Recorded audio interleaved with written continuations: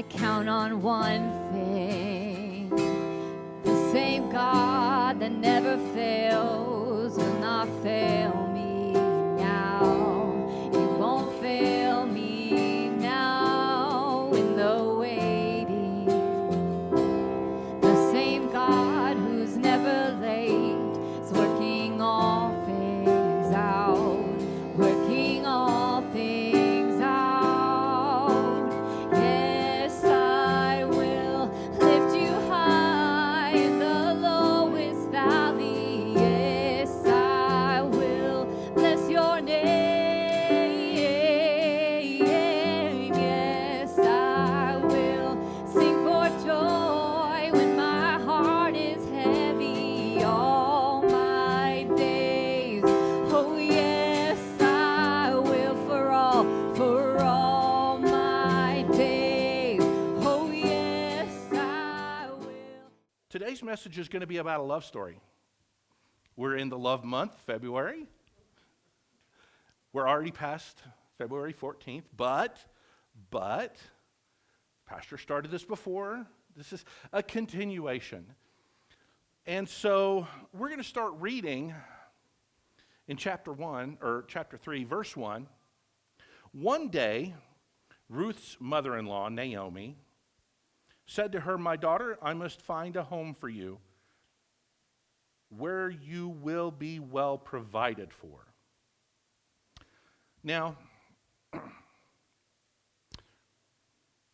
Naomi's son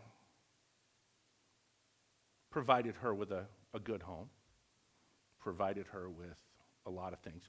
No children, but he was a good provider, okay? But Naomi feels responsible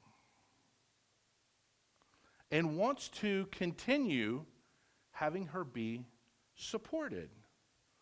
Find her somebody who's going to take care of her, somebody that's going to love her.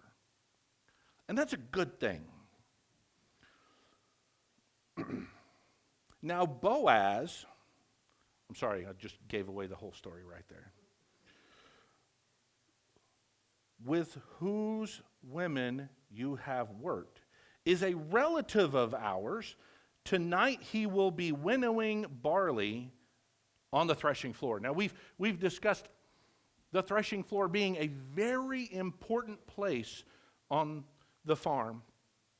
And not only that, in our lives. The threshing floor is a place where the wheat and the chaff are separated, or the barley and the chaff are separated. The good and the bad in our lives are separated. That's what God does in our hearts. He takes the things that are in us and removes it. Okay, so this is an important place. And Boaz is going to be there. And these are the instructions that Ruth gives in verse 3. Wash, put on perfume, and get dressed in your best clothes. I think Naomi's trying to set her up. What do you guys think? I think Naomi's got an idea and a plan, because as we learned last week, Boaz showed her an extraordinary amount of compassion and caring. And Naomi's going, I think I got a plan. Let's see how this works out. You know, sometimes God works through us, even in our foolishness. So we're going to see how this plays out as we read. Then go down to the threshing floor, but don't let him know you are there until he has finished eating and drinking.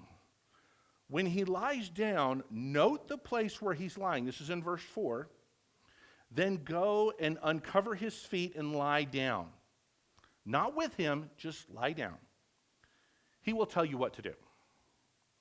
So she didn't give him super specific instructions, but they were pretty on target. Now,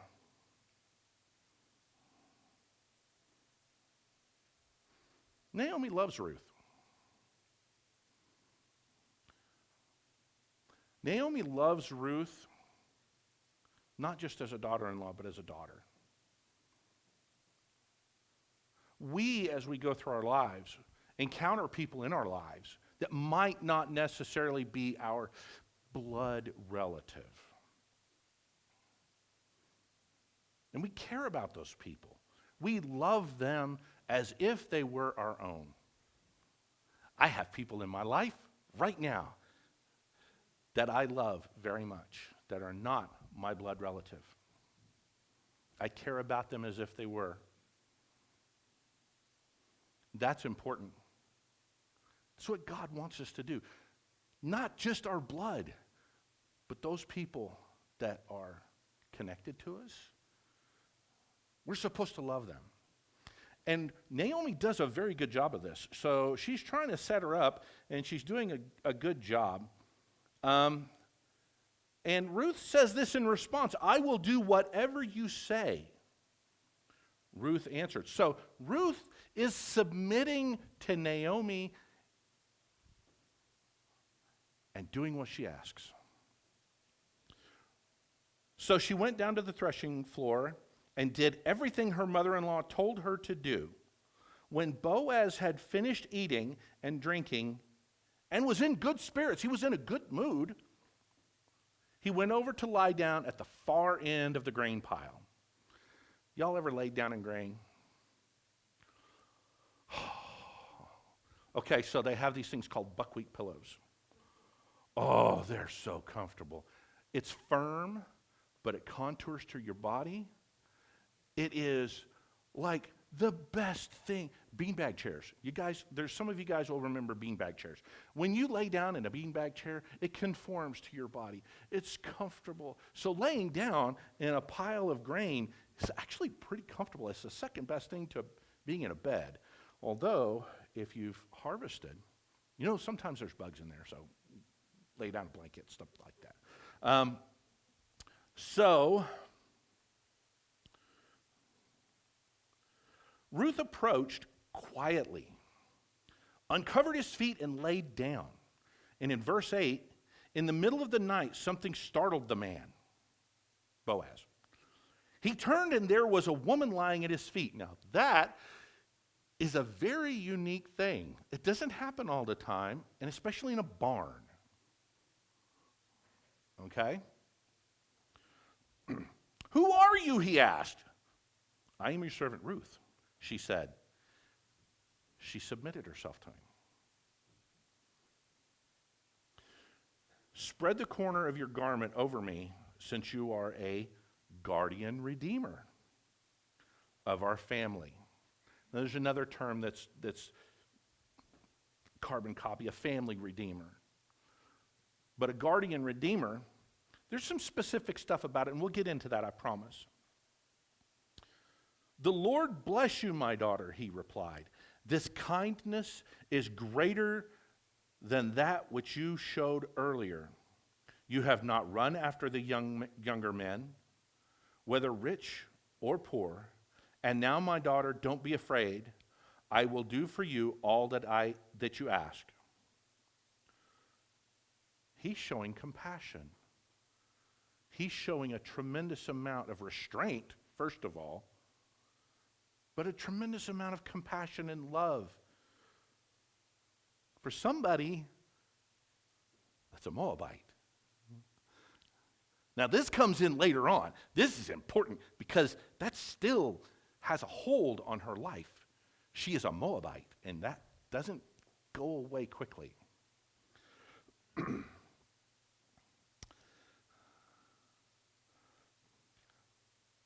All the people of my town know that you are a woman of noble character. Although it is true that I am a guardian redeemer of our family, there is another who is more closely related than I. Stay here for the night, and in the morning, if he wants to do his duty as your guardian redeemer, good. Let him redeem you. But if he's not willing, as surely as the Lord lives, I will do it. Lie here until morning. So she lay at his feet until morning, but got up before anyone could recognize. And he said, no one must know that a woman came to the threshing floor. Remember, that's a special place. That is a very almost sacred place. For the family, for the farm, it's important. So it shouldn't be defiled. He also said, bring me the shawl you were wearing and hold it out. Then she did so. He poured out 6 measures of barley and placed the bundle on her, and then he went back to town.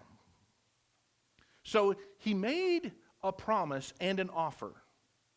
I'm going to make sure that this is taken care of, one way or the other. There is a man that's more closely related to you. That's a guardian redeemer. For you specifically, for you and Naomi. And we're going to see what he has to say. But one way or the other, you're going to be taken care of. When Naomi came to her mother-in-law, Naomi asked, "How did it go, my daughter?" Not daughter-in-law, but my daughter. The choice of words is very specific. My daughter. Now, I have kids that are old enough to be married. And I have a young lady that has been engaged to my oldest son for a while. And I understand where Naomi is coming from. I don't look at her as a potential daughter-in-law. She's family. She's somebody that I love deeply. I respect tremendously. And I look at her as my own daughter. That is important. I have sons that are not my flesh and blood, but I love them all the same.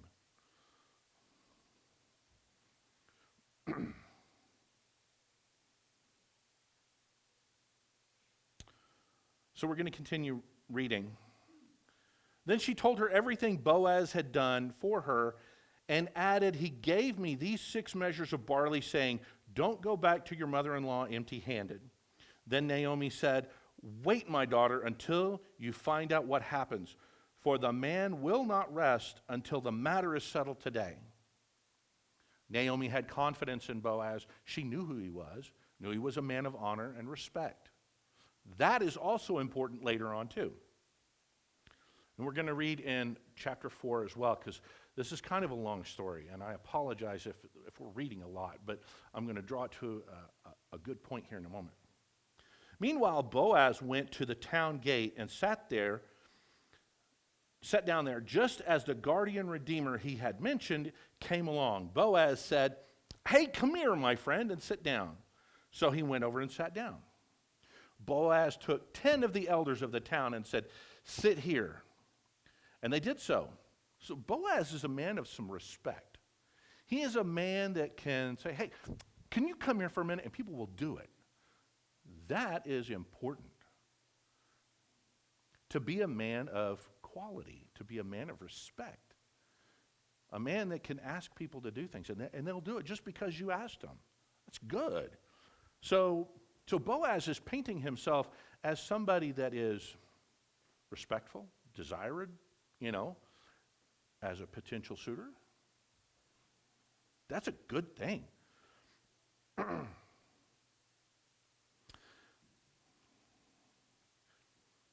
Boaz took the 10 elders of the town and said, "Sit here," and they did so. Then he said to the guardian redeemer, doesn't have a name. I don't know why. Probably because Boaz is going to end up being more important. But Naomi, who has come back from Moab, is selling the piece of land that belonged to our relative Elimelech. I thought I should bring the matter to your attention and suggest that you buy it in the presence of these seated here and in the presence of the elders of my people. If you will redeem it, do so. But, and this is where he comes in and goes, "I'm going to let you out of this. If you don't want to do this, but if you will not, tell me so I will know. For no one has the right to do it except you, and I am the next in line. Do you think Boaz was kind of like, hey, you're the one that's supposed to be doing this, but, if you don't want to, I'll do it. And I'd really like to. You kind of get that coming from the words, from, the words of God here. I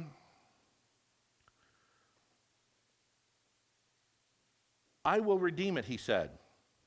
Oh, Boaz is like, okay, so you're going to do it. This is, by the way, an incredibly important thing. For him to buy the land is critical, and we will find out more about that in a minute. I will redeem it, he said. Then Boaz said, on the day you buy the land from Naomi, you also acquire Ruth the Moabite, the dead man's widow, in order to maintain the name of the dead with his property. By the way, if you buy this land, you get a woman too. It's a good deal. It's a really good deal. And you can kind of see where Boaz is like, yeah, there's more. You should pay attention to this because there's a woman and she's a Moabite.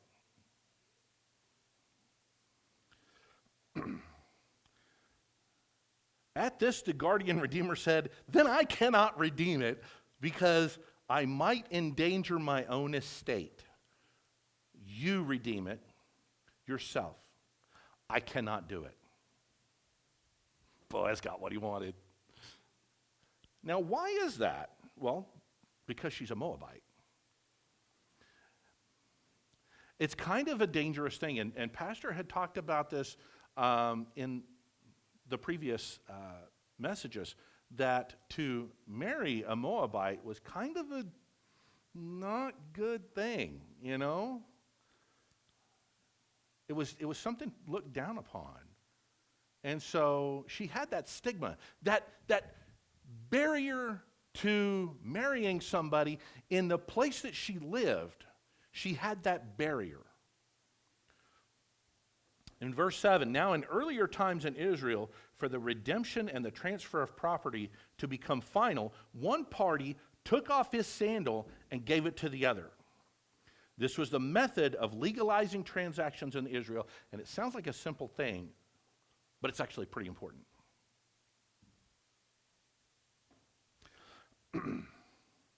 So the guardian redeemer said to Boaz, buy it yourself, and he removed his sandal, took it back, said, nope, I'm not going to do this. Then Boaz announced to the elders and all of the people, today you are witnesses that I have bought from Naomi all of the property of Elimelech, Kilion, and Mahlon. I have also acquired Ruth the Moabite, Mahlon's widow, as my wife, in order to maintain the name of the dead with his property, so that his name will not disappear from among his people or from his hometown. Today you are witnesses. Then the elders and all of the people at the gate said, we are witnesses. May the Lord make the woman who is coming into your home like Rachel and Leah, they held them in high esteem, who together built up the family of Israel. May you have standing in, you're going to have to excuse my pronunciation. I'm going to do my best. Ephah. And be famous in Bethlehem. Through the offspring the Lord gives you, by this young woman, may your family be like that of Perez, whom Tamar bore to Judah. So, we're going to stop reading for a moment, and I'm just going to tell you guys a little bit more of the story. So Boaz and Ruth got married. They had children. They had a son. And his name was Obed. He was the father of Jesse, who was the father of David, the king of Israel. Now, we've seen stuff like this happen before. When you look at the story of Jericho, when the spies went to Jericho, they found a woman who was named Rahab, who was incredibly important, not because she was particularly from a family in the children of Israel, but because she took her entire life, her old ways, and said, no, this is not my future. This is not where I need to be. I need to follow the one true God. And she became an ancestor of Jesus Christ as well. We follow through the Bible stories like this all the time, that God puts together unions that continue his lineage. Do you think that God puts together husbands and wives today? Do you think that he puts us together for a reason? Do you think we need to pay attention to the person that he puts in our path? This is a love story. This is a story of God's direction in our lives and submission to it. Regarding the guardian redeemer, in some countries, laws have been enacted allowing aged parents to claim maintenance from their children. In Singapore, for example, the Maintenance of Parents Act gives neglected or abandoned parents the legal means to force their well-off children to support them financially. I think this is fantastic. I think it's great. My mom lives with me. My dad lives with my sister. He was here today. Fantastic arrangement. We as children should care for our parents. I think that's fantastic. But that also falls into the idea of a guardian redeemer. In ancient Jewish society, there was a similar social safeguard in the Mosaic Law. It stipulated how a well-known relative known as a guardian redeemer or kinsman redeemer in Hebrew, goel, means to restore something to its original or proper state of existence, was to help a destitute family member. The guardian redeemer is the great theme and central focus of the book of Ruth and is first introduced here in verse 20. When Ruth tells her how she had gleaned in the field of Boaz, the grateful Naomi invokes a second blessing upon him. Lord, bless him. More importantly, she acknowledges God's providence and his covenantal blessing on her and her family. So at that point, she went from being the I am oppressed by God, I am the downtrodden, I am the miserable, I am the unhappy, I am, what was the name that she called herself? Mara. Perfect. Mara. I am Mara. She starts to change things when she starts to see how God's working in Ruth's life. And she says, you know what? I've been a fool this entire time. God's working in my life too. Because what helps her, rising ships or rising waters floats all boats, that sort of thing.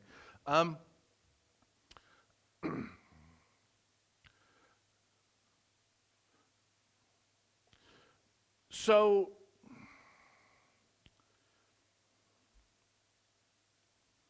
Naomi sees God behind Boaz's generosity. The same hand that once afflicted her, in her opinion, now blesses her. Naomi tells Ruth why Boaz is so generously providing for them. The man is our close relative. He is one of our guardian redeemers. In Leviticus 25, verses 23 through 34, the guardian redeemer has various duties: to redeem the property of his kinsman and to keep it in the family, to redeem a poor relative who has sold himself as a slave to an outsider, to seek out the murderer of his kinsman, to bring them to justice. Numbers 35, 9 through 34, to marry a childless widow of a deceased brother, to carry on his own family line. Deuteronomy 25, 5 through 10. The concept of the kinsman redeemer is applied, and this is what I love. I'm loving this. The concept of kinsman redeemer is applied to God in the Old Testament. God himself says he is the redeemer of Israel no less than 18 times. The New Testament tells of Christ, our redeemer, who gave his life as a ransom for many, to buy freedom for us who were slaves to the law so that we could be adopted as God's children.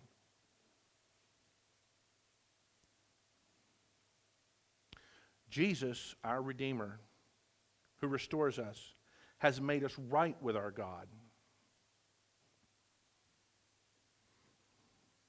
Brothers and sisters, this is a fantastic thing. Whenever I told you guys that this is a love story, I wasn't talking about Boaz and Ruth. I was talking about God. That's a representative example of what God is to us. He's our kinsman redeemer.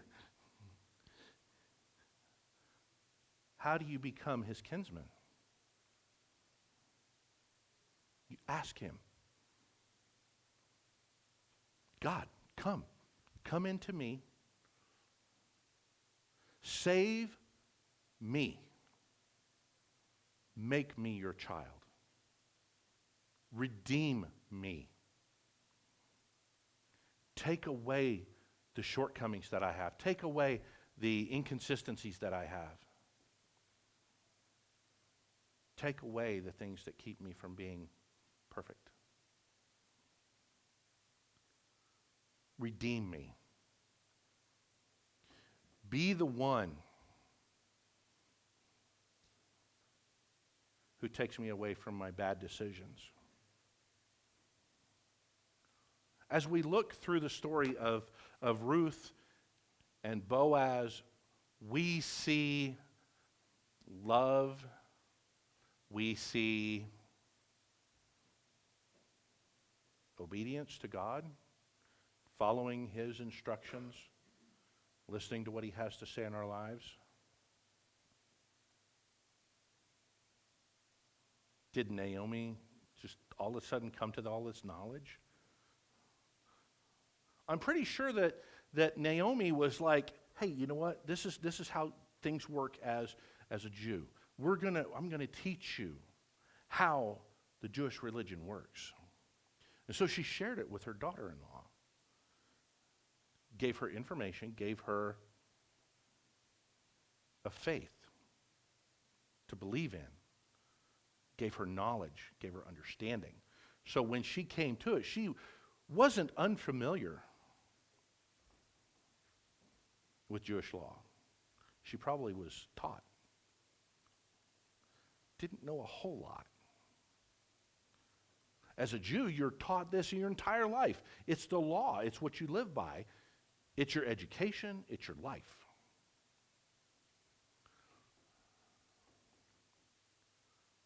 So as she follows through, she puts herself in a position by following God, by listening, by doing what she's told. She's submitting to the will of God. She puts herself into that place that God can work through her, work with her. It's important that we pay attention when God says things. It's important that we listen.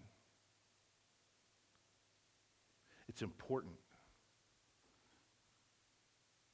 that we place ourselves in a position where he can redeem us.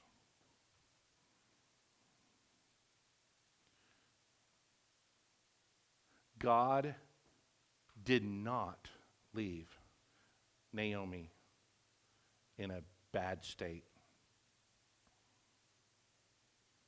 He provided her a way to be redeemed. It didn't happen immediately. It didn't happen suddenly. It took some effort, took some time. Now, how different is that on our Christian walk? We submit ourselves. We come to these altars and we pray, God, come and save me. Does it happen all of a sudden? It's one of those things that takes time. God has to work in our hearts. We have to put ourselves in a place when we are here that we're ready to submit.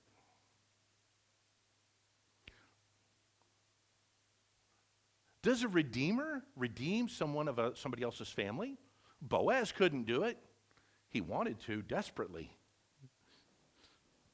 I kind of think Ruth might have been pretty. Might have been pleasant to look at. She definitely was pleasant to be around. Boaz couldn't help her. He had to go to someone who could. Gave him the authority to help.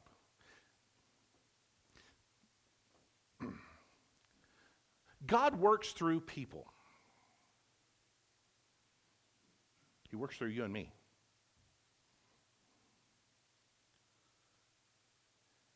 If Ruth had not submitted to God's will, do you think that Boaz would have been able to be her redeemer?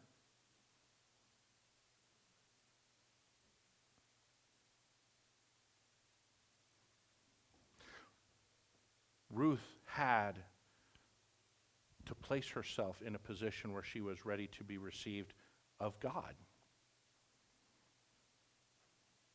She had to put herself in the place where God can help her. She had to become his child for her to be redeemed. At that point in time, I think in God's eyes, she wasn't a Moabite anymore. I think she was a daughter. When God looks at us and he sees that we come from different places and different backgrounds and different areas, we sometimes speak different languages. Does that matter to God when you're his child? It's important that we pay attention to what God has for us.